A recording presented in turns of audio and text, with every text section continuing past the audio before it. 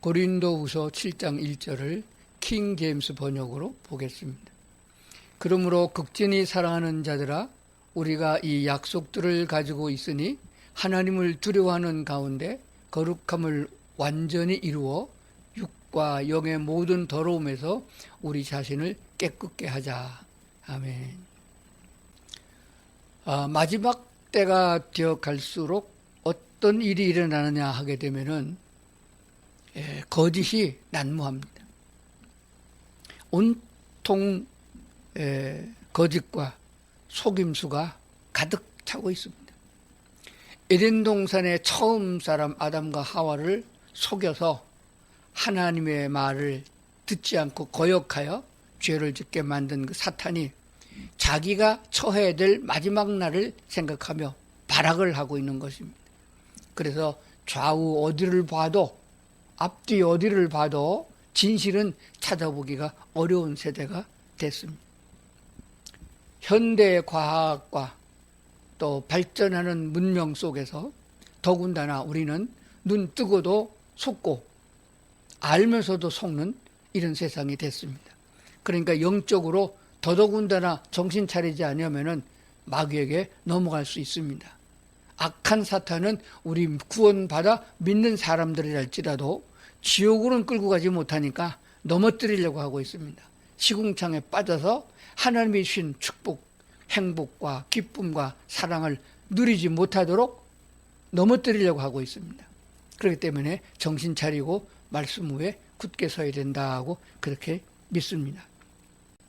고린도후서 6장 14절부터 18절까지 말씀을 읽을 적에 성령님이 함께해 주셔서 깨닫게 되기를 바랍니다. 14절, 너희는 믿지 않는 자와 멍에를 함께 매지 말라. 간단히 설명합니다. 우리는 믿어서 그리스도 예수로 말미암아 거듭나서 하나님의 사람, 천국 시민입니다. 거듭난 사람이에요. 그런 사람은 믿지 않는 자와 멍에를 함께 하지 말라. 이 멍에는 소가 일을 할 적에 같이 메고 가는 멍에를 말하는 거예요. 그러면은 믿는 사람이 지향하는 방법과 믿지 않는 사람들의 이념은 다릅니다. 그러니까 한 멍에를 두 소가 끈다고 생각해 보세요. 한 방향으로 갈 수가 없습니다. 그러면 싸움이 일어나고 불화가 주어지고 하나님이 주신 행복을 누리지 못하게 되는 겁니다. 그러니까 여기서 멍에를 같이 매야 될 만한 입장에 있는 사람들, 제일 먼저는 부부입니다. 그래서 결혼 대상자를 고르지 않은 처녀총각들이라면 이 말씀을 잘 알아야 됩니다. 만약에 그렇지 못하고 나중에 예수를 믿었거나 어쩌다 보니까 한쪽은 예수를 믿고 한쪽은 안 믿는 사람이다 하게 되면은 믿는 사람의 의견을 따라가야 집안에 화평이 오고 하나님의 축복이 임한다는 사실을 기억해야 됩니다. 또 하나의 멍에는 부부는 아니랄지라도 일을 같이 하는 사람이 있어요. 사장이 명령을 내리면 그냥 순종하는 종업원과의 관계를 말하는 게 아니라 의견을 같이 내는 동업자를 말합니다. 요즘에는 주식회사를 이루고 있잖아요. 그렇기 때문에 주주들, 대주주들은 그 회사를 창설한 사람이 믿는 사람이라고 하면은 다 믿는 사람, 그것도 믿음이 아주 좋은 사람을 골라야 그 회사가 잘 굴러가고 같은 일을 한다 할지라도 기쁨과 행복이 있는 주님과 동행하는 삶이 될 줄로 믿습니다. 너희는 믿지 않는 자와 멍에를 함께하지 말라. 의와 불법이 어찌 함께하며, 의와 불법이 어떻게 함께하며, 빛과 어둠이 어찌 사귀며, 그리스도와 베리알이 어찌 조화되며, 믿는 자와 믿지 않는 자가 어찌 상관하며. 여기서 상관한다는 말의 원문은 이득을 나누며 몫을 나누며 그런 뜻이라고 그래요. 16절, 하나님의 성전과 우상이 어찌 일치가 되리요. 우리는 살아계신 하나님의 성전이라. 이와 같이 하나님께서 이르시되 내가 그들 가운데 거하며 두루 행하여 나는 그들의 하나님이 되고 그들은 나의 백성이 되리라. 이게 약속이에요. 하나님 말씀하기를 나는 너희들의 하나님이 되고 너희들은 나의 백성이 되리라. 그러므로 너희는 그들 중에서 나와서 따로 있고 부정한 것을 만지지 말라. 내가 너희를 영접한다. 그래서 하나님과의 동행이 되고 하나님과 교제가 되는 그런 함께하는 삶이 되려고 그러면 일단 악한 자 사탄에 속해 있던 자들이 거기서 나와야 됩니다. 나와서 따로 있고 부정한 것을 만지지 말라. 내가 너희를 영접하여 너희에게 아버지가 되고 너희는 내게 자녀가 되리라. 전능하신 주의 말씀이라. 이 약속을 오늘 말씀하고 있는 줄로 믿습니다. 그러므로 극진히 사랑하는 자들아, 우리가 이 약속들을 가지고 있으니 이 약속은 하나님이 우리를 죄악 가운데서 불러내어 그리스도 예수의 피로 속죄함을 주고 새 사람을 만들어 주었으니 나는 너의 하나님이고 너희는 내 백성이다. 이 약속을 말하는 거예요. 하나님은 우리의 여호와 하나님 신이시고 우리는 그의 백성이다. 그렇습니다. 그렇기 때문에 우리는 사탄이 지배하고 있는 악의 세력의 더러움에서 그대로 머물러 있으면은 하나가 될 수가 없고 하나님의 나라의 백성이 될 수 없다. 그런 말씀이 됩니다. 그렇기 때문에 육과 영이 더러움에서 우리 자신을 깨끗게 해야 된다라고 하는 것입니다. 두리뭉실하게 양다리 거치고 있으면서 그렇게 신앙생활을 해서는 안 된다는 것입니다. 확실하게 끊을 것은 끊고 술도 담배도 끊고 뭐 술이나 담배가 거기 뭐 기호품이고 음식인데 뭐 문제가 되느냐 하는 논도 있습니다. 맞아요. 먹을 수 있습니다. 그러나 그로 말미암아 우리는 죄에 빠지게 될 확률이 99%예요. 술 먹는 사람 중에 평생에 실수 안 하는 사람이 있나요? 술로 말미암아 망하는 사람도 많잖아요. 그러니까 탈무드에 보면은 그런 말씀이 있어요. 술이 사람에게 들어가면은 그 속에는 비밀이 밀려 나온다. 술이 들어가면 비밀이 밀려 나온다. 그런 말씀이 있어요. 그러니까 술이나 담배는 죄의 온상이며 죄악의 무리들이 즐기는 파티장이 될 수밖에 없습니다. 그러므로 인하여 거기에 재앙이 따르고 하나님의 진노가 따른다는 것을 꼭 기억을 해야 됩니다. 그리고 사탄이 올무를 놓고 있는 마귀짓들, 영이 더럽혀지는 것들이에요. 오늘 말씀을 잘 들으시고 능히 우리가 주님을 따라갈 수 있습니다. 왜냐하면 성령 하나님이 우리 함께 계셔서 우리가 마음만 먹고 결심만 하면은 성령께서 도와주셔서 능히 마귀에서 벗어나서 하나님의 거룩함에 이를 수 있다 하는 확신을 가지시고 오늘 말씀을 들으셔야 됩니다. 그러므로 오늘 먼저 생각할 것은 마귀 사탄에 속해 있는 이 세상 습관에서 우리가 돌아서서 계속 회개죠. 돌아선 거예요. 돌아서서 주님을 바라보고 주님과 동행하는 삶이기 때문에 다시는 뒤돌아보지 말아야 됩니다. 소돔과 고모라가 망할 적에 롯의 가족을 하나님이 건져내 주셨습니다. 뒤돌아보지 말라.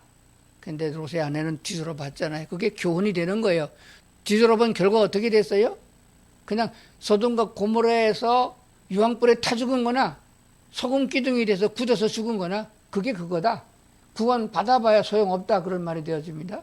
주님의 은혜로 구원 받았으면 옛사람으로 되돌아가지 말아라. 뒤돌아보지 말아라 하는 말씀을 먼저 생각하면서 오늘 말씀을 들으셔야 합니다. 이사야서 62장 5절 신랑이 신부를 기뻐함 같이 내 하나님이 너를 기뻐하시리라. 그래서 하나님과 우리의 관계를 신랑과 신부 관계를 비유 들어서 말씀하시는 거예요. 신랑이 신부를 기뻐함과 같이 내 하나님이 너를 기뻐하시리로다. 잘 새겨 들어야 됩니다. 고린도후서 11장 2절을 보겠습니다. 내가 하나님의 열심으로 너희를 위하여 열심을 내노니 내가 너희를 정결한 처녀로 한 남편인 그리스도께 드리려고 중매함이로다. 이렇게 말씀하셨어요.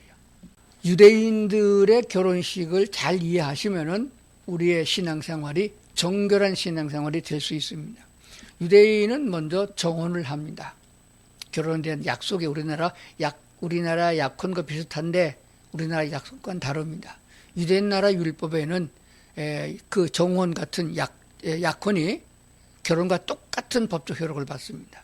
만약에 둘 중에 어느 누구가 정혼을 해놓고 한눈 팔면은 법에 걸려요. 파혼의 조건이 됩니다. 벌을 받는 조건이 된다 그 말이에요.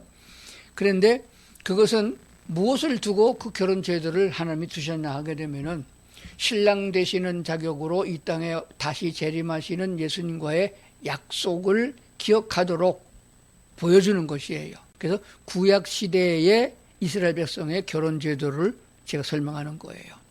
반드시 지금처럼 뭐 커피숍에서 만난다든지 뭐 어떤 식당에서 만나든지 그렇게 만나는 게 아닙니다. 그런 중매가 있어서 결혼할 대상에서는 반드시 남자가 여자를 찾아갑니다. 찾아갈 땐 빈손으로 가지 않고 그 신부의 부모님께 드릴 예물을 준비해가지고 갑니다. 그렇게 20여 년 동안 30여 년 가까이 그렇게 예쁜 딸을 키워주셔서 내가 맞이하러 갑니다. 약혼하러 갑니다. 그 고맙습니다 라고 하는 내용을 담고 가는 것뿐만 아니라 내 딸을 데려다가 굶기지 않겠다는 넉넉한 재력을 갖고 있다는 증명이 되기도 합니다. 그래서 그때에는 가축이 그게 돈이잖아요. 그래서 황소 몇 마리 또는 양 몇 마리 이렇게 끌고 가서 신부를 처음 만납니다. 그래서 마음에 들면은 소개한 대로 마음에 들면은 그날 정혼을 해요. 그리고 그 예물을 드리면은 그 부모님이 그 예물을 받고 정혼을 허락합니다. 약속된 거예요. 그러면은 손도 잡아보지 못하고 그리고 정혼만 하고 남자는 돌아옵니다. 돌아와서 그날부터 같이 살아야 될 집을 짓기 시작합니다. 유대인들은 아버지 부모님과 같이 살아요.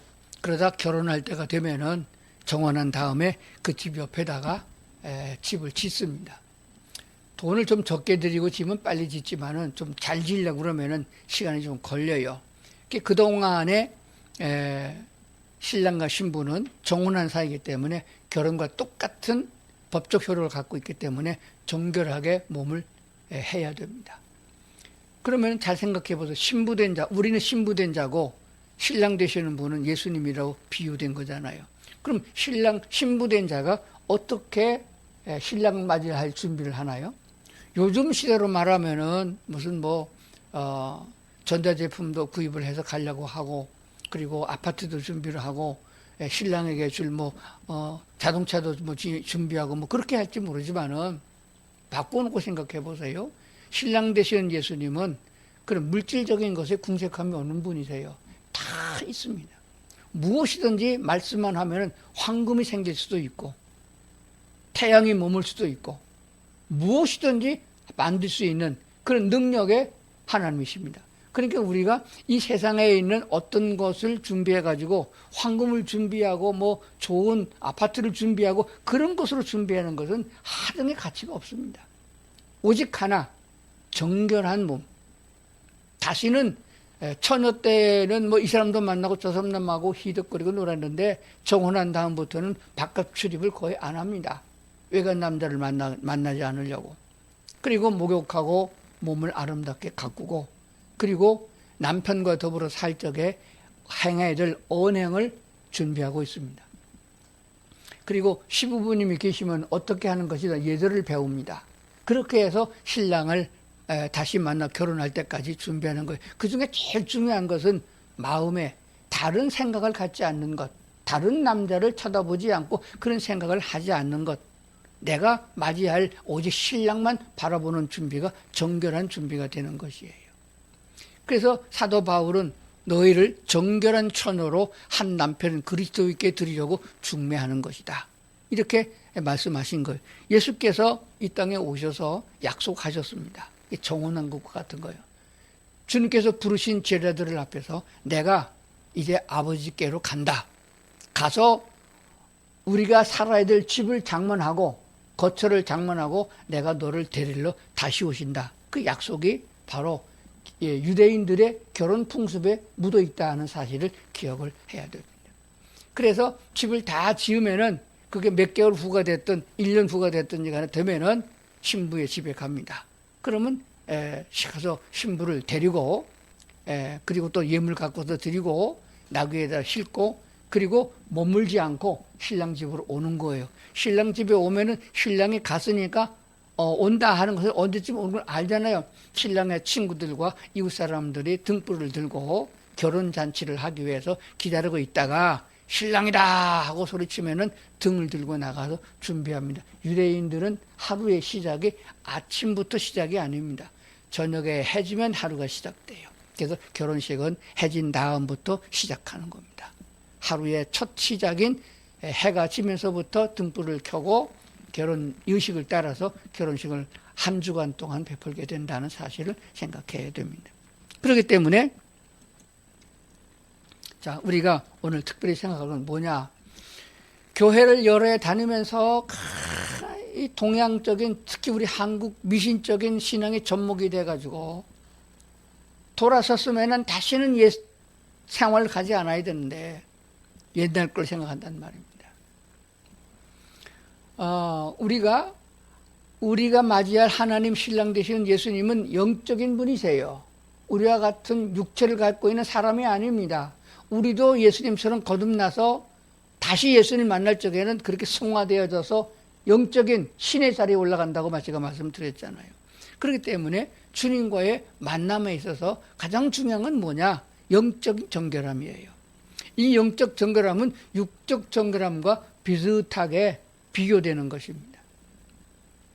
그렇기 때문에 오늘 말씀 잘 들으면서 나는 지금 어떤 삶을 살고 있느냐 생각해 봐야 됩니다. 이것을 설명하기 위해서는 구약 성경을 다 동원해야 돼요. 그럼 몇 시간 해야 되잖아. 그래도 모자라잖아요. 그래서 간략하게 설명할 테니까 말씀을 잘 들으셔야 됩니다. 하나님이 용서하지 않는 죄 뭐예요? 하나님이 제일 싫어하고 제일 미워하는 게 구약 성경에 뭘로 나타나고 있어요? 한마디로 말하면 우상 숭배입니다. 구약에 무수하게 많이 나옵니다.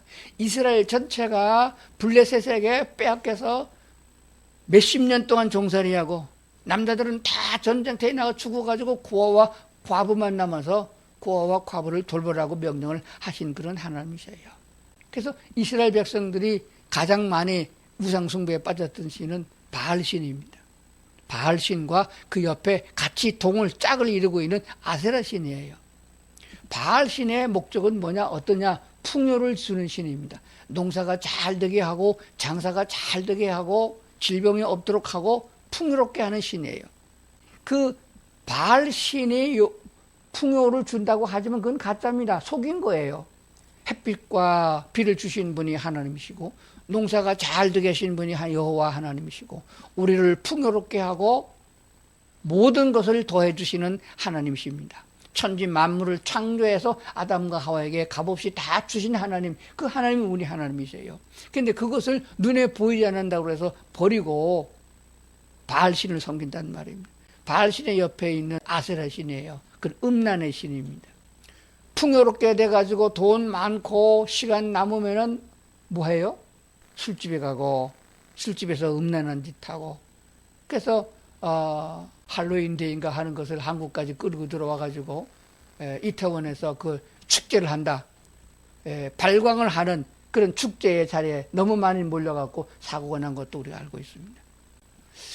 하나님께서 주신 물질과 악한 사탄이 주신 건 다릅니다.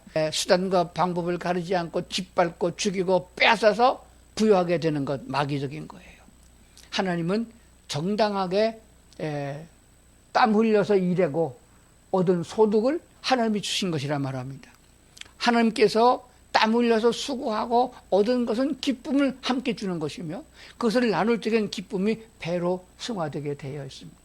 하나님이 주시는 물질의 풍요는 우리 자신이 하나님을 바라보고 하나님의 도우심을 확신하고 일하기 때문에 머리에 등어리에 땀이 나도 그거는 유익한 것으로 나타납니다. 건강의 지름길이요. 또 노동의 기쁨을 맛볼 수 있게 하는 것이며 하나님이 주신 것을 알게 되어집니다. 하나님이 햇빛을 주시고 적당한 때에 또 물을 주시고 비를 주시고 또 병충해가 없도록 도와주시고 우리가 육신의 건강에서 일을 잘할 수 있도록 해주시는 그 모든 것은 내가 할 수 없는 것입니다. 그렇기 때문에 하나님이 주신다. 무엇을 통해서? 노동을 통해서 주는 거예요. 정신적인 노동도 있고 육체적인 노동도 있고 힘쓰고 애써서 얻어지는 풍요로움은 하나님이 주신 것이다. 그래서 악한 사탄은 값없이 거저주기도 하고 공짜로 생기기도 합니다. 도둑질하는 거, 사기치는 거, 불의한 거, 정치적인 술수를 통해서 죽이고 뺏는 거, 이건 모든 것 다 마귀적인 거예요. 그게 다 우상에 속한, 마귀에 속한 것이라는 말이에요. 거기서 나와서 하나님이 주신 정당한 방법으로 하나님의 축복으로 얻어지는 부요, 이것을 바라보라고 말씀하신 거예요. 의와 불법이 어찌 함께하냐? 빛과 어둠이 어찌 함께 사귀냐? 그리스도와 베리알이 어찌 조화되냐? 믿는 자와 믿지 않는 자가 어찌 상관하냐? 될 수 없다 이거예요. 조화가 될 수가 없어요. 진흙에다가 세면을 이겨서 벽돌 만들 수 있어요? 만들겠죠. 효과가 없어요. 버리는 겁니다. 그럼에도 불구하고 교회 20년, 30년 다녀서 목사가 되고 장로가 되고 집사, 권사가 됐어도 여전히 한쪽은 세상에 속해 있고 세상 짓 다 하면서 하나님께 복 받으려고, 그 하나님이 여호와 하나님이 아니고 신이에요. 무당한테가 비리면 똑같은 방법이에요. 교통사고 안 나게 해주세요. 사업 잘 되게 해주세요. 병 낫게 해주세요. 건강하게 해주세요. 이건 다 미신적인 거예요. 하나님이 그걸 못하는 분이세요? 아니에요. 예수님 당시에 보세요. 하나님이신 예수님 보셔서 얼마나 많은 병자를 고치셨으며 죽은 자를 살리시며 기적을 배우셨습니까? 그건 다 믿는 자들에게 주어지는 거둬지는 축복이고 하나님이 주시는 부산물들이에요. 가장 중요한 것은 우리 주님과 함께 살아야 될 하나님의 백성이요, 하나님의 신부된 자로서의 삶을 살아가는 거기 때문에 정결한 영혼을 만들어야 된다는 것이에요. 어디서입니까? 세상에 물들지 않고 하나님의 말씀으로 물들고 성령의 충만함, 성령의 침례, 물의 침례를 받음으로 옛사람은 죽고 새롭게 거듭난 새 사람이 하나님을 바라보는 것이에요. 그래서 하나님이 주신 축복으로 부를 누리고 하나님이 주신 기쁨으로 기뻐하고 하나님이 주신 은혜로 찬양드리는 이런 생활이 되어져야 정결한 영혼이 된다는 사실을 생각해 봐야 됩니다. 시편 136편 5절입니다. 지혜로 하늘을 지으신 이에게 감사하라. 그 인자하심이 영원함이로다. 여기서 다른 색깔로 쓴 것 글자를 받아들여야 돼요. 영원합니다. 영원. 1년, 2년, 100년 아니죠. 지혜로 하늘을 지으신 여호와 하나님이시다. 하나님께 감사하라. 하나님께 감사하라. 그 인자하심이 영원하다. 영원한 데에 줄을 서야지. 잠깐 있다가 망할 때에 줄 서서 어찌하렵니까? 줄 잘 서야 됩니다. 고린도후서 4장 18절입니다. 우리가 주목하는 것은 보이는 것이 아니요 보이지 않는 것이니 보이는 것은 잠깐이요 보이지 않는 것은 영원합니다. 이 세상의 것들은 잠깐이에요. 그래서 이 세상에서 살아가는 동안에 우리에게 주어지는 것, 그거 다 애쓰고 노력해서 얻어진 건 풀과 같다. 그래서 한 자리 얻어서 부귀영화를 누릴 수 있는 자리에 올라갔습니다. 그건 풀의 꽃과 같다.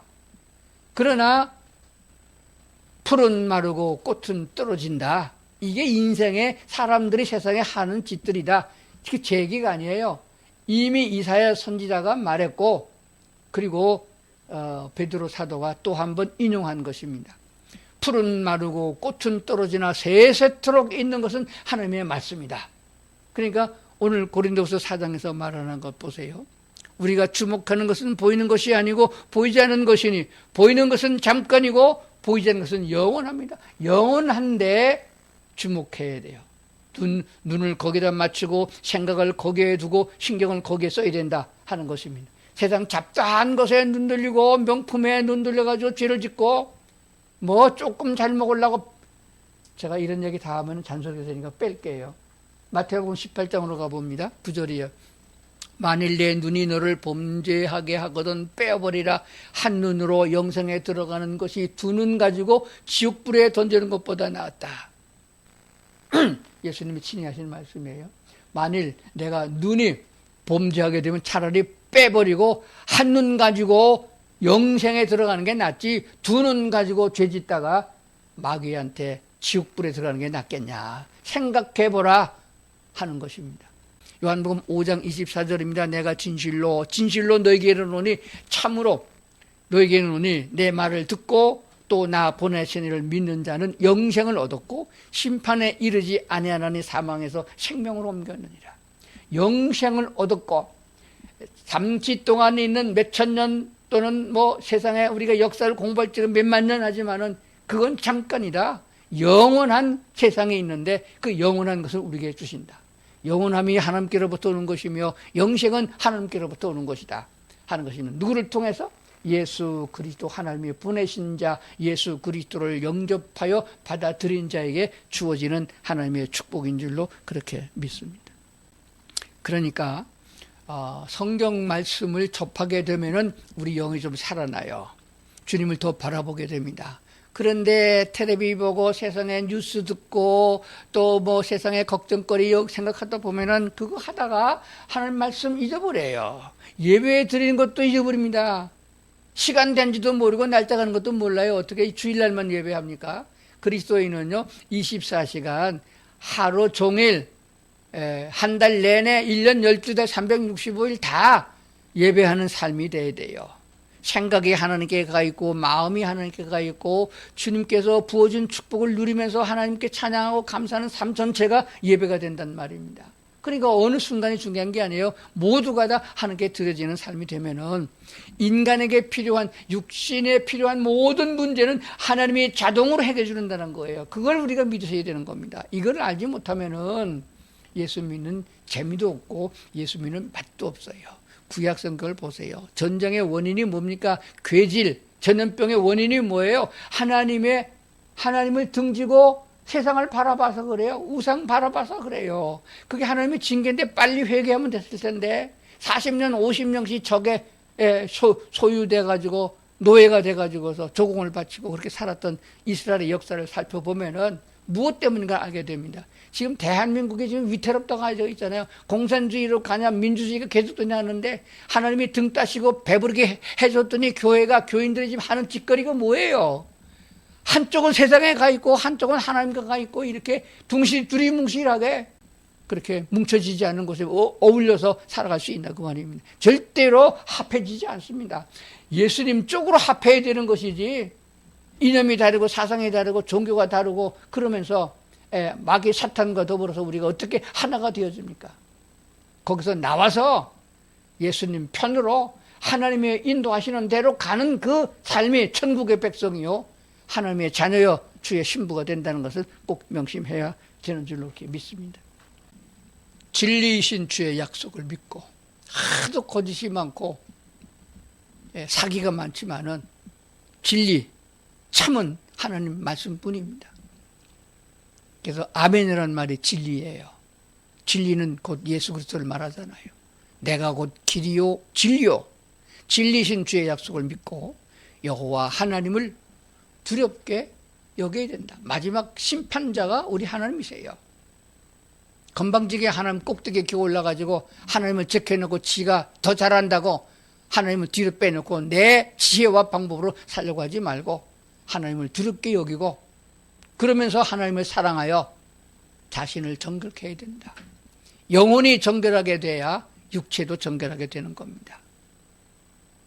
그래서 영혼이 잘됨 같이 범사가 잘 되게 한다는 축복의 기도도 있어요. 그렇게 돼서 내 영적으로 나는 우상 같은 건 쳐다보지도 않는다. 하나님이 아닌 것들에게 대한 마음 쓰지도 않는다. 오직 주님만 바라본다. 그래서 주님과 동행이 되는 거예요. 짧은 세상 사는 동안 몸과 마음을 잘 가듬어서 내 영혼이 주님으로 가득 차고 내 육체도 거룩한 곳에 서고 세상에 더러운 곳으로 있었으면 얼른 회개하여 씻어버리고 주님만 바라보아 주님과 동행하고 주님의 뜻을 따라 살아가는 기쁨과 감사가 넘치는 그런 성도들 다 될 수 있기를 주의 이름으로 축원합니다.